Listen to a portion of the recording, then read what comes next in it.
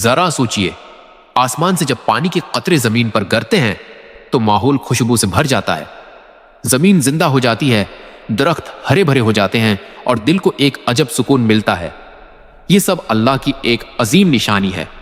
بارش، رسول اللہ نے بارش کو صرف ایک فطری عمل نہیں کہا بلکہ اسے اللہ کی رحمت قرار دیا۔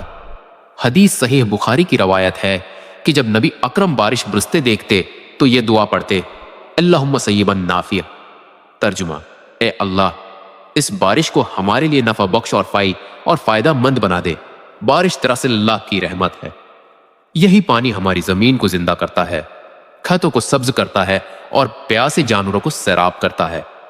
اگر بارش وقت پر ہو اور مناسب ہو تو یہ نعمت ہے، لیکن اگر بارش ضرورت سے زیادہ ہو جائے تو یہ آزمائش بن سکتی ہے۔ اسی لیے نبی نے ہمیں یہ دعا سکھائی کہ ہم ہمیشہ اللہ سے مانگے کہ بارش ہمارے لیے خیر اور برکت کا ذریعہ بنے۔ بھائیوں اور بہنوں، بارش کے وقت ایک اور خاص بات ہے کہ یہ دعا قبول ہونے کا وقت ہے، لہذا بارش کے قطروں کے ساتھ ساتھ ہمیں بھی اپنے دل کے دروازے کھولنے چاہیں۔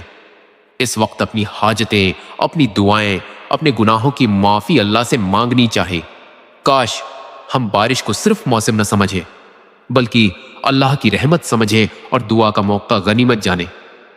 آئیے ہم سب یہ دعا کریں، اے اللہ یہ بارش ہمارے لیے رحمت بنے، زحمت نہ بنے، ہمارے کھیتوں، درختوں اور دلوں کو ہرا بھرا کر دے اور ہمیں اپنی رحمتوں کے سائے میں لے لے۔ آمین یا رب العالمین۔